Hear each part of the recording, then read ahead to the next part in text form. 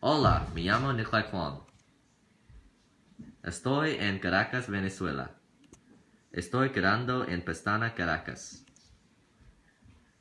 Quiero visitar Venezuela porque me gustan hacer turismo, comer comida diferente y aprender de su cultura. Voy a ver Angel Falls porque me gusta la vista. Voy a visitar los Roques Archipiélago porque me gusta nadar en la playa. Voy a visitar el Parque Nacional Mochima porque me gusta ver los animales.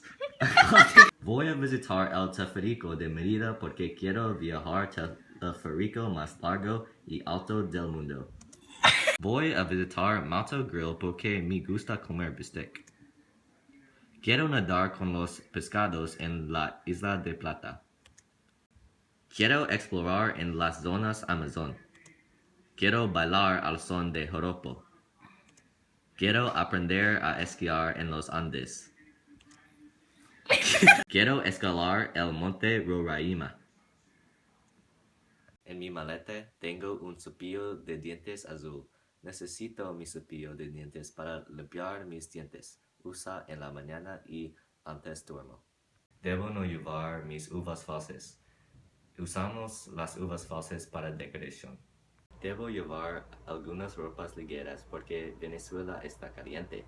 Necesito ropas vestir durante el día y la noche. Debo no llevar una lámpara blanca.